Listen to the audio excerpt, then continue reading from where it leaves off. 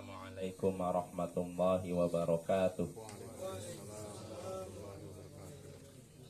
Alhamdulillahi ala ihsani wa syukru lahu ala taufiqi wa amtinani wa ashhadu an la ilaha illallah wahdahu la syarika lahu ta'ziman li sya'ni wa ashhadu anna Muhammadan abduhu wa rasuluhu da'i ila ridwani wa sallallahu wa sallam alaihi wa ala alihi wa sahbihi wa ikhwani amma ba'd.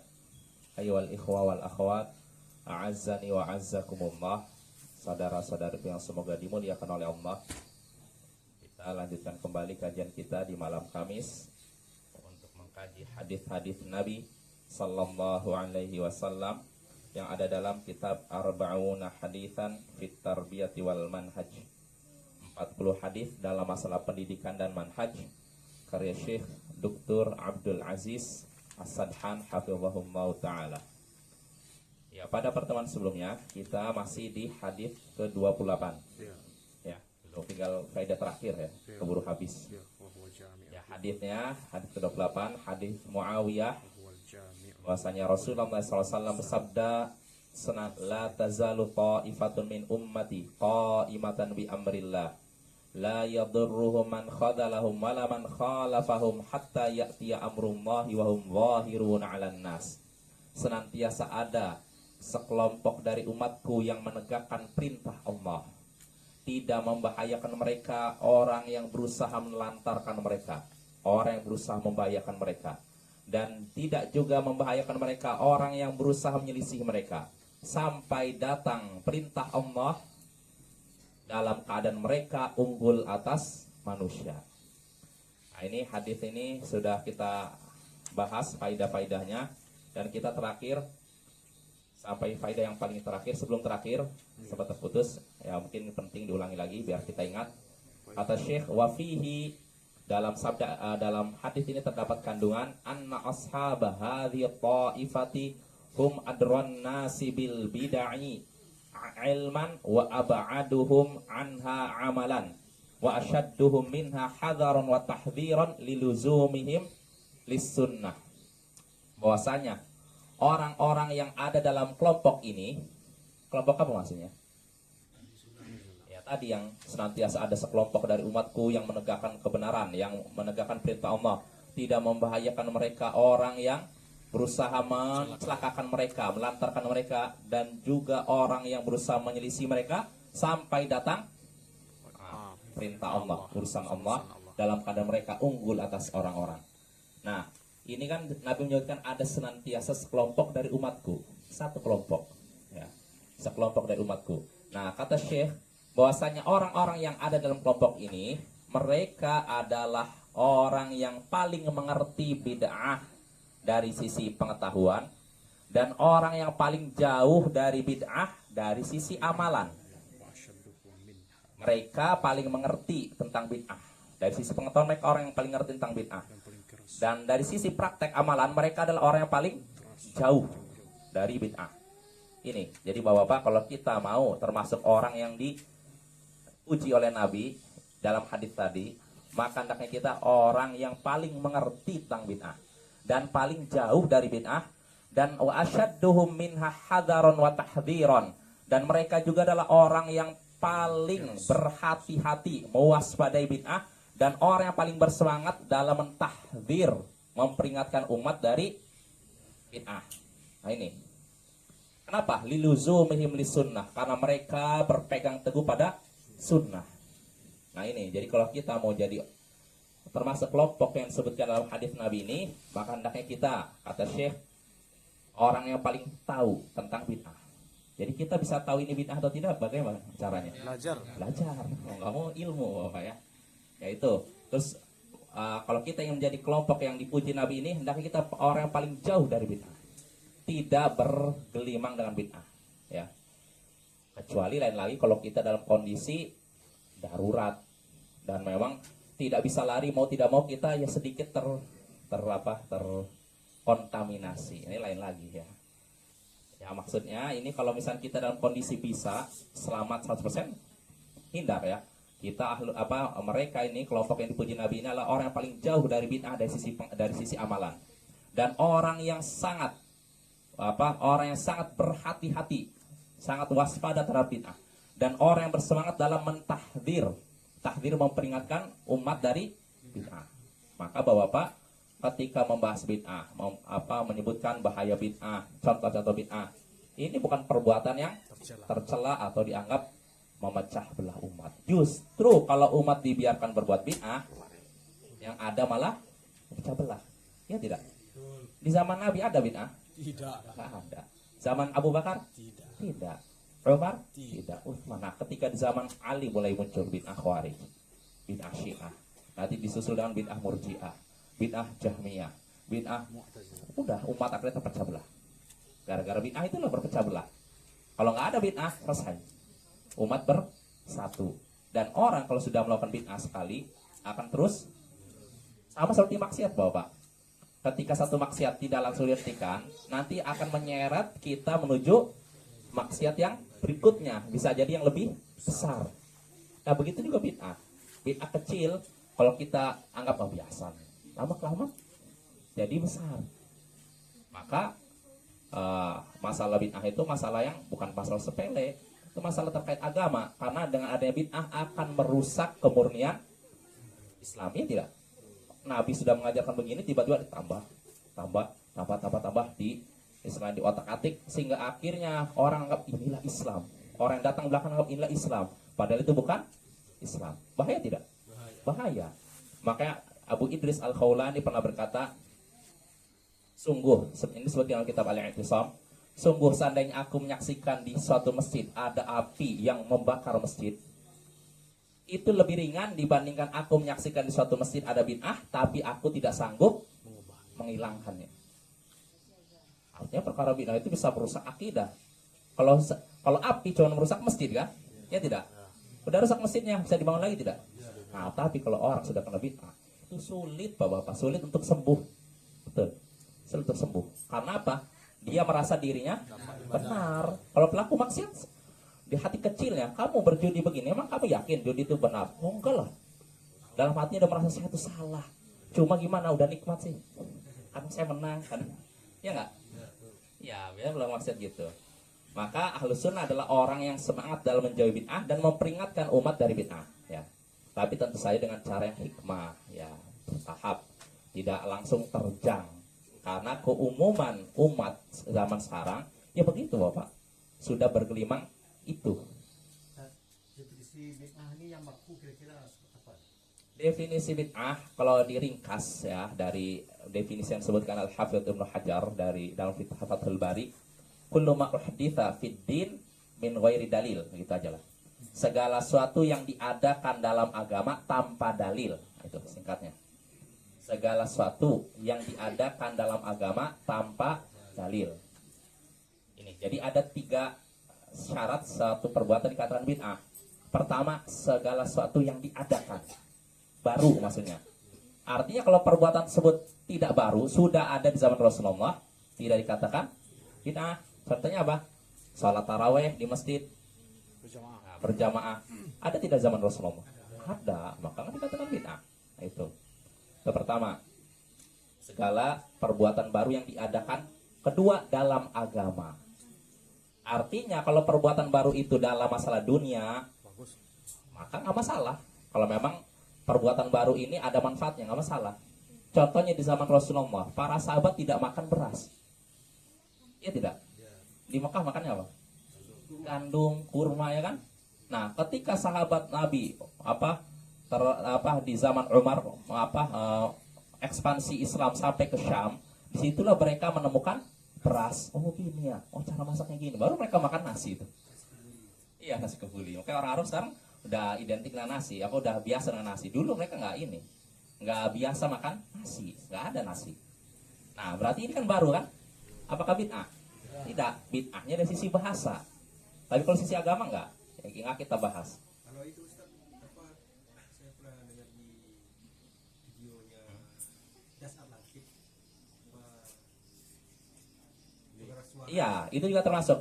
perkara baru dalam agama. Dalam agama ini artinya ya ibadah atau cara, metode dakwah, metode ini dan itu. Ya, adapun kalau sarana ini tidak berlaku. Sarana masih sama seperti dunia. Mik Berarti kalau alat nggak masalah. Zaman dulu tidak ada mikrofon, sekarang pakai mikrofon boleh. Berarti alat fasilitas nggak Boleh, boleh. Dulu tidak ada mobil. Dulu kalau kita mau haji harus naik apa? Nah, Kapal, unta kan? Kalau sekarang sudah ada pesawat. Apakah bid'ah itu? mobil. Kadang orang mempersoalkan bid'ah terus. Berarti kamu haji nggak usah naik pesawat.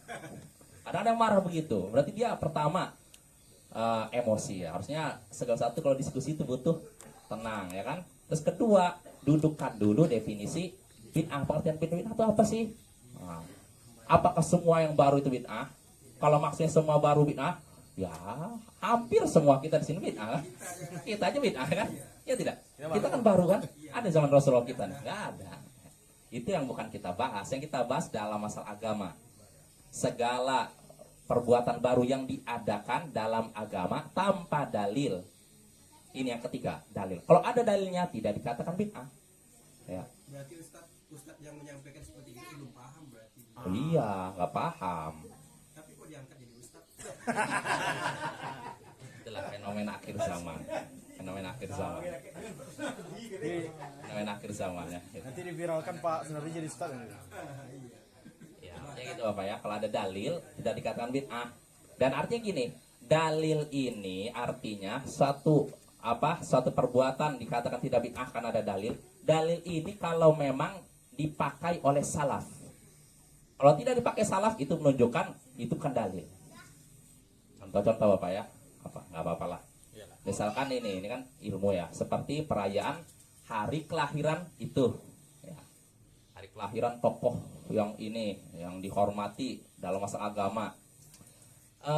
Ini kan nggak ada dalilnya.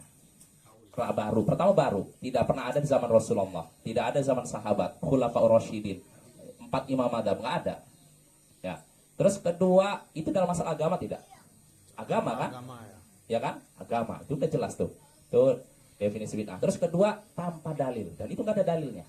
Loh, tapi mereka membawakan sabda Nabi ketika menyebut tentang hari Senin, pada hari itulah aku dilahirkan. Jadi Nabi kenapa puasa hari Senin? Karena pada hari itu aku dilahirkan. Artinya aku merayakan kelahiranku. Nah, lihat tuh. Itu menunjukkan boleh merayakan hari kelahiran beliau. Dalil kan? Tapi dalil ini nggak dipakai sama salaf. Nggak ada salaf yang menyebutkan dalil ini yang jadi masalah. Nggak ada satupun ulama salaf ya, ulama sahabat, tabiin, tabiin sampai 4 imam madzhab aja nggak pakai hadis ini untuk menyatakan merayakan kelahiran itu. Kalau ada sudah kita selesai. Nggak akan ada. Kita perlu dialog lagi. Udah nggak apa-apa silakan. Jadi Ustaz, yang hari Senin 12 kali awal 571 Masehi, 7 tahun gajah itu bukan kelahiran Nabi. Itu aja, kelahiran Nabi saja, itu para ulama beda pendapat tentang bulannya. Kita nggak bahas tanggalnya dulu, bulannya aja beda pendapat. Ada yang menyatakan bulan Rabiul Awal, ada yang bulan Safar, ada yang mengatakan bulannya beda pendapat. Nah, tapi mayoritas berpendapat bulannya katanya bulan Rabiul Awal. Nah, setelah sepakat kelahiran Nabi, bukan sepakat, mayoritas. Tapi artinya ada yang beda pendapat nih. Bukan kesepakatan Bapak ya. Kalau kesepakatan ulama udah, kita nggak akan bantah. Artinya ini sebagai hujah. Kalau ulama udah sepakat hujah, ijma. Ijma itu dalil yang diakui dalam syariat. Yang jadi masalah, ulama beda pendapat tentang bulan kelahiran beliau. Bulannya juga beda pendapat. Nah, yang berpendapat kelahiran beliau di bulan Rabiul Awal, mereka sendiri beda pendapat kapan tanggalnya. Ada yang tanggal 8, ada yang mengatakan 10, ada yang 12, ada yang... Jadi itu menunjukkan para sahabat tidak terlalu mempedulikan kapan tanggal kelahiran beliau dan apakah dirayakan atau tidak. Enggak. Mereka seperti hari biasa saja. Hari itu seperti hari biasa, begitu aja. Tidak ada keistimewaan. Dan mereka para sahabat yang merayakan hari ya cuman hari Idul Fitri dan Idul Adha. Hari yang lain biasa saja. Tidak pernah mereka merayakan satupun perayaan selain Bukan begitu, Tuhan. saya juga dulu sekolah mengaji sore, master di sana sama Pak. Itulah hari Senin 12 hari awal 571 Masehi. Beliau itu ibunya adik saudara meninggal, dia dulu umur sekian disusukan ini. Itu kan dipelajari dulu. Sampai sekarang itu kan mesti merekam apa ya? Iya, iya. 10 tahun yang lewat. Iya, memang itu. Memang ada pendapat sebagian ulama. Kita harus akui ada. Cuma itu bukan kesepakatan. Kalau kesepakatan kan ijma. Kalau ijma diakui, kita nggak bisa nolak.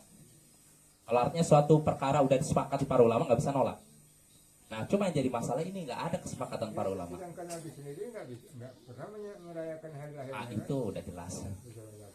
4 sahabat sekolah Rasulin tidak, dan juga tabiin nggak, tabiin tidak. 4 imam mazhab tidak, itu udah jelas. Imam Bukhari tidak. Imam Bukhari tidak, para imam ahli hadis tidak. Yang pertama kali merayakan itu orang Syiah, dinasti Ubaidiyah yang menguasai Afrika Utara, Mesir. di Mesir. Nah, itu. Jadi Bapak, jadi tadi kan terkait segala sesuatu yang diadakan dalam agama tanpa dalil, dan ini tanpa dalil. Loh, tapi tadi dalilnya ada yang puasa Senin Kamis.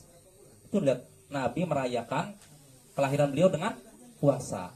Nah, maka jawabannya Nabi merayakan dengan puasa.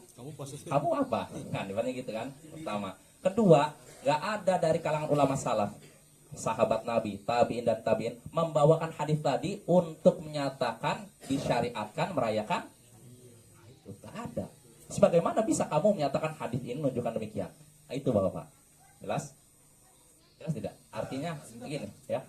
Ada nggak pernyataan dari para sahabat Rasul, umur Rasulullah itu sekian tahun?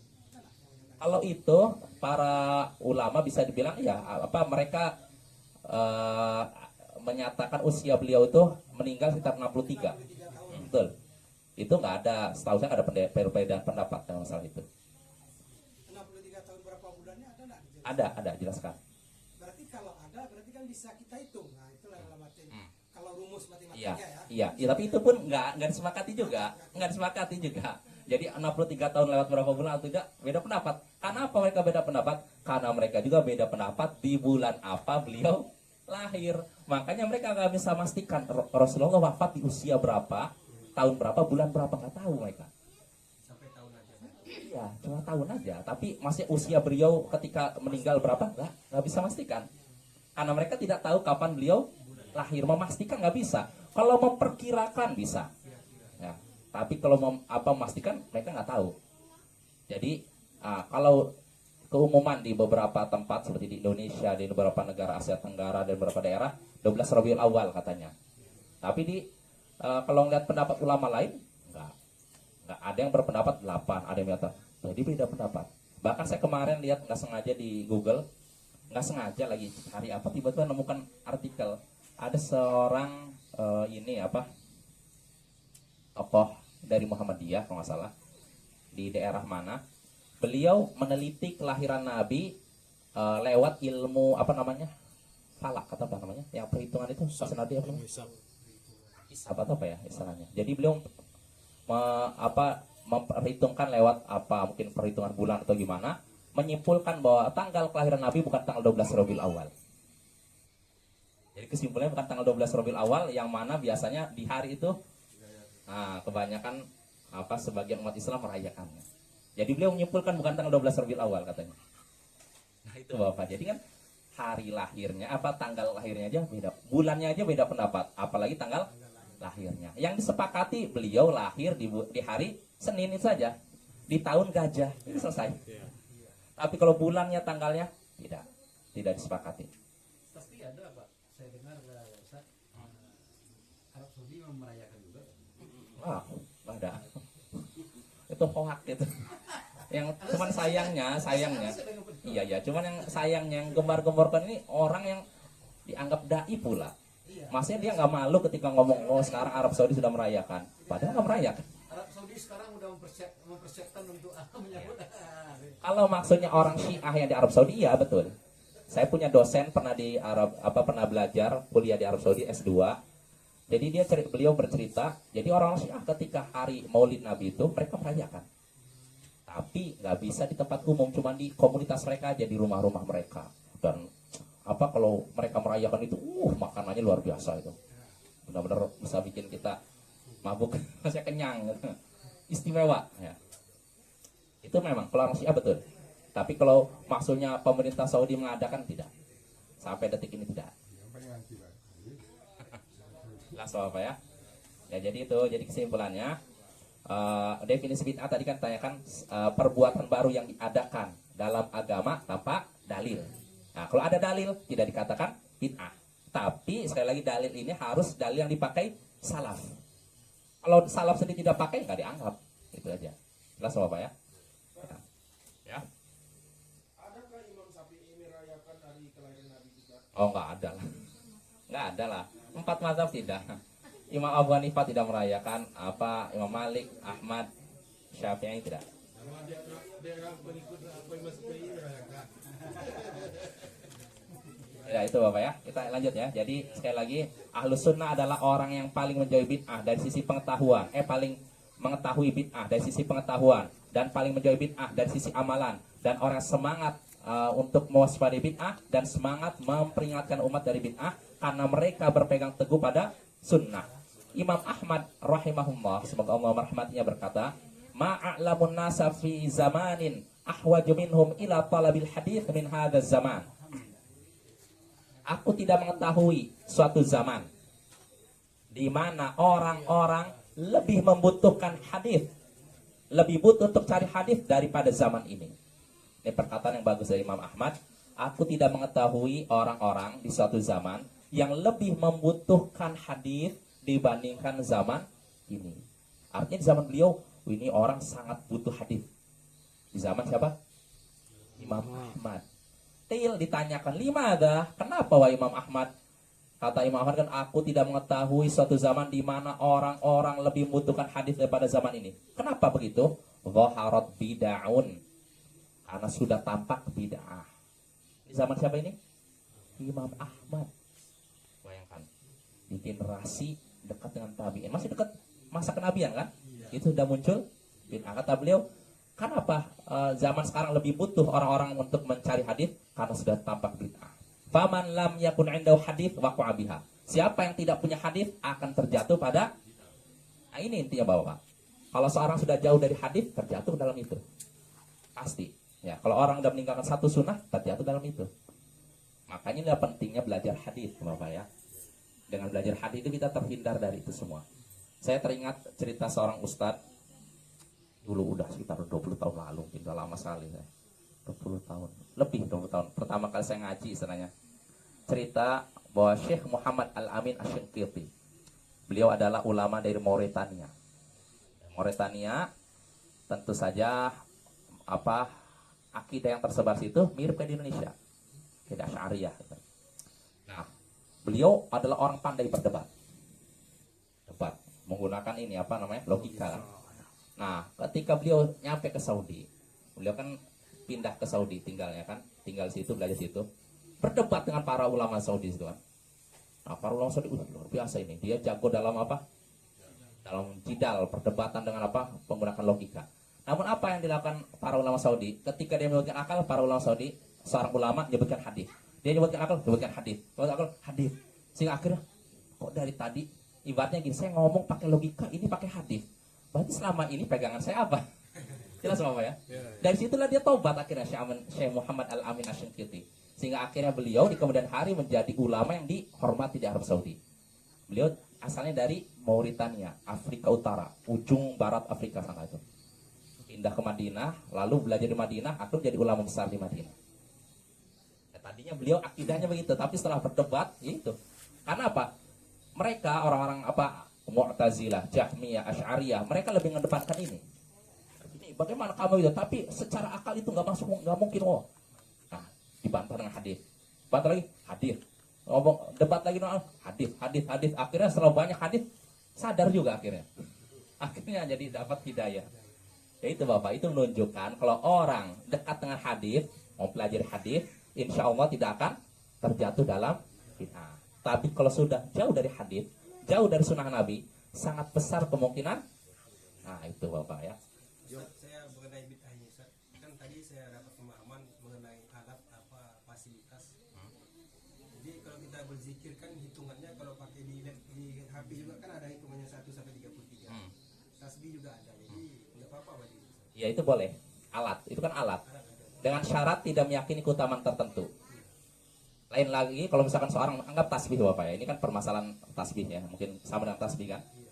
Tasbih apakah bid'ah atau tidak? Kalau kita mandang itu alat, semata alat untuk hitung zikir, tidak dikatakan bid'ah. Mudahkan. Kecuali kalau meyakini keutamaan tertentu. Zikir pakai tasbih lebih hebat daripada zikir pakai tangan. Wah, ini butuh dalil kan? Menyatakan lebih utama, lebih baik. Ini yang butuh apa? Dalil. Nggak ada dalil seperti itu. Nah, kalau seorang meyakini memakai tasbih lebih baik, lebih besar pahalanya daripada zikir pakai tangan, ini bisa bid'ah. Ada tambahnya tasbih ini keramat katanya. Nah, itu lebih parah lagi. Nah, ini Bapak-bapak, yang saya yakini sampai saat ini bahwa tasbih itu bukan bid'ah, karena itu semata-mata alat. Namun sebagian ulama ada yang menyatakan bahwa itu bid'ah. Karena apa? Karena sebagian menyatakan itu ada unsur keserupaan dengan Buddha. namun saya nggak tahu apakah sama tasbih ini dengan yang Buddha. Wallahu a'lam. besar mudah. Hah? Punya orang Besar-besar kan? Ya wallahu a'lam lah. Makanya kita hormati juga kalau ada ulama yang berpendapat itu bid'ah, kita hormati juga karena mereka berpendapat demikian karena itu. Jadi mereka katakan ini mirip dengan pemeluk agama ini yang punya itu. Gitu. Makanya mereka katakan nggak boleh. Masa kalau ulama yang membolehkan itu pakai tasbih dia enggak kan? Pakai tangan dia kan? Ya ada yang pakai tasbih, ada yang pakai tangan. Tapi yang afdal tentu saja, walaupun ulama yang berpendapat tasbih itu boleh karena sekadar alat, tapi kata mereka yang lebih afdal Pakai tangan. tangan kan? Iya, karena Nabi sendiri dengan tangan. Tapi kalau maupun pakai tasbih, mau pakai tasbih silakan. Tapi yakini itu sebagai sarana saja, alat saja, tidak memiliki keutamaan tertentu. Kalau sudah meyakini dengan pakai tasbih pahalanya lebih besar, nah ini butuh dalil. Kalau dia meyakini gitu berarti bid'ah itu. Jelas Bapak ya? Alat sekedar alat saja. Sama seperti ini bahwa alat saran seperti belajar di rumah. Ini kita belajar di rumah. Zaman Nabi ada. Di sekolah ada sekolah zaman Nabi. Tidak ada. Nggak ada kan? Masjid. Masjid kan? Iya. Terus pertanyaan boleh tidak belajar agama di sekolah? Boleh. Boleh, itu cuma sarana saja. Kecuali kalau seorang meyakini keutamaan tertentu, belajar di sekolah lebih afdol daripada di masjid. Nah ini butuh apa? Dalil. Nggak ada dalil begitu. Jelas Bapak ya? Jadi yang namanya alat sarana ini boleh ya baru. Dan ini tidak dikatakan bid'ah. Yang bid'ah itu kalau tata cara ibadah atau metodenya, caranya, cara dalam berdakwah. Nah ini harus ngikuti Nabi. Adapun sarana ya silahkan ikuti sesuai perkembangan zaman. HP zaman sekarang, zaman Nabi tidak ada HP kan? Kita bisa pakai HP karena itu alat sarana saja, itu boleh. sekarang kan Ustaz aplikasi zikir tanpa itu kan pas subhanallah itu kan ada hitungannya sampai 33 kali selesai. Terbantu juga kita istilahnya. Ya makanya nggak apa-apa kalau emang itu untuk meyakini sekedar alat tanpa keutamaan tertentu, sekedar memudahkan nggak masalah. Iya, nggak masalah. Dan ini bisa berlaku untuk semua alat lain yang bisa membantu kita untuk ibadah, untuk dakwah dan semacamnya Bapak. Jelas Bapak ya? Jadi sekali lagi kata Imam Ahmad ketika beliau berkata, aku tidak mengetahui suatu zaman di mana orang-orang lebih membutuhkan hadis daripada zaman ini. Imam Ahmad ditanya, kenapa? Karena sudah tampak apa? Bid'ah. Siapa yang tidak punya hadis, tidak ada pada sisinya hadis, maka dia akan terjatuh. Nah, kata Syekh Abdul Aziz As-Sadhan sini. Faidza kana hadza fi zamanil Imam Ahmad rahimahullahu taala, fa kaifa bi zamanina hadza? Jika ini terjadi di zaman Imam Ahmad, tadi Imam Ahmad menyatakan apa? Orang sekarang itu lebih membutuhkan hadis. Aku tidak mengetahui zaman di mana orang-orang lebih membutuhkan hadis daripada zaman ini. Nah kata Syekh, kalau ini ucapan Imam Ahmad di zaman beliau, maka bagaimana pula dengan zaman kita sekarang?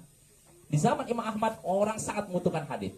Zaman sekarang lebih lagi. Kebodohan merajalela, bid'ah merajalela, syirik merajalela, kemaksiatan merajalela. Maka perlu belajar hadis, perlu mencari hadis. Dan alhamdulillah Bapak, di zaman sekarang untuk belajar hadis sudah mudah, sangat mudah Bapak. Kalau para ulama terdahulu ada di antara mereka demi mencari satu hadis sampai 1 bulan perjalanan, menempuh 1 bulan perjalanan. Jabir bin Abdullah ke Abdullah bin Unais di Mesir 1 bulan perjalanan demi mencari satu hadis. Kalau zaman sekarang cukup buka Syekh Google, yang cari apa udah muncul ya. Atau Maktabah Syamilah, hadis apa perpustakaan digital udah ada. Apa? Susah. banyak yang palsu hadisnya di Google. Oh iya, maksudnya gini. Tentu saja kalau kita mencari hadis sahih ya cari dalam Sahih Bukhari, Sahih Muslim. Download Apa ya? aplikasinya ada. Sudah ada, udah mudah. Adapun selain Sahih Bukhari, Muslim, Bapak, Sunan Abu Daud, Sunan Tirmidzi, Ibnu Majah, Nasai, tidak semuanya hadisnya sahih. Mereka cuma mengumpulkan itu. Iya. Jangan salah kira ya, dikiranya semua yang diriwayatkan selain Sahih Bukhari, Muslim sahih, enggak. Dan karena para ulama yang 4 imam ini, Imam An-Nasai, Abu Daud, Ibnu Majah, dan An-Nasai, Tirmidzi, mereka tidak mensyaratkan hadis yang mereka masukkan dalam buku mereka tidak disyaratkan harus sahih. Jadi ada juga hadis lemah. Jelas Bapak? Ya, makanya keliru. Kadang ada sebagian orang berdebat, ini perbuatan kamu itu salah karena hadisnya lemah. Kamu ngomong lemah sembarangan aja. Ini disebutkan dalam Sunan Tirmidzi, Ibnu Majah, berarti orang nggak belajar hadis. Karena apa? Tidak semua hadis dalam 4 kitab hadis tadi sahih. Kalau Sahih Bukhari ya, Sahih Bukhari, Muslim. Tapi kalau selain Sahih Bukhari, Muslim, tidak semuanya sahih. Ada yang sahih, ada yang lemah. Bahkan ada yang palsu. Jelas Bapak ya?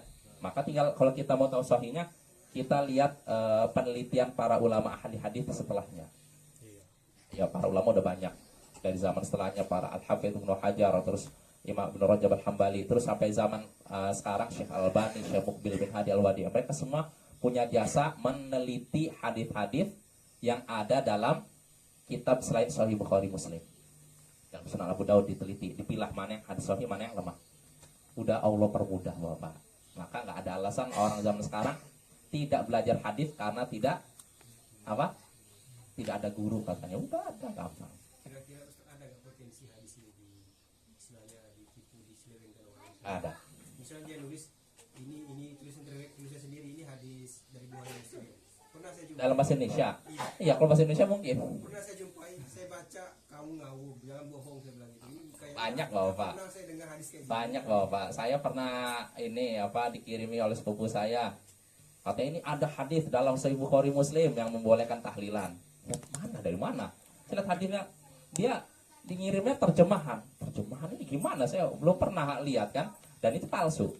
Jadi kadang mereka itu demi melegalkan sebagian amaliyah mereka menggunakan itu. Oh ini Bukhari, Muslim, padahal nggak ada dalam Sahih Bukhari, Muslim. Itu mereka yang terkena termasuk yang hadis kata Rasulullah, siapkan tempat duduk di neraka. Kalau tahu, iya. Karena kata-katanya di ujungnya Iya. hadir Iya, bisa. Bahaya itu. Bahaya. hadis riwayat Bukhari. Iya. Kadang itulah perlu hati-hati Bapak ya. Jadi ya terus bagaimana kita bisa tahu ini lemah atau enggak? Dengan banyak ini baca kitab hadis. Insya Allah kalau orang sering baca itu tahu, oh ini hadis ini aneh ini. Bisa dilihat. Nah ini para ulama ahli hadis Bapak.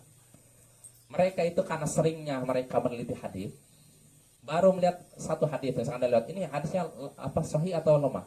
Baru melihat ini aja sekilas sanadnya sama watannya, oh ini lemah ini. Karena saking seringnya mereka meneliti. Jadi sekilas ngeliat, oh ini sanadnya aneh nih, lemah. Setelah teliti, benar-benar lemah. Nah, itu para ulama ahli hadis. Kalau kita masih belum seperti itu. Karena jarang meneliti hadis, ya enggak? Bukan jarang meneliti hadis, jarang baca hadis. Ya kan? Kalau para Cuma karena asing didengar, dibaca ini nggak tahu. Kayaknya nggak pernah saya ketemu hadis kayak gini. Saya konfirmasi ke orangnya. Saya sampaikan juga apa hadis Rasulullah. Kalau berbohong atas nama Rasulullah, saya bilang itu siap-siapkan tempat duduk di neraka untuk kamu. Itu saya. Iya, hati-hati ya. Makanya jangan sembarangan ya. Itulah pentingnya belajar hadis. Ya, intinya kalau kita mau terhindar dari bid'ah, kita pelajari hadis. Pahami benar-benar ya. Nah, itu faidah yang hampir terakhir ya. Lalu terakhir kata Syekh Abdul Aziz Al-Han, wa huwal jami' li kulli ma sabaq al-bisyaratu li ahli da'watil haqq bi annahum humul mansurun bi baqa'i da'watihim wal mansurun fil akhirati bi husulil 'aqibatil hamidah wal 'aqibatu lil muttaqin. Allahumma ja'alna wa masyayikhana min ashabi tilka ta'ifah.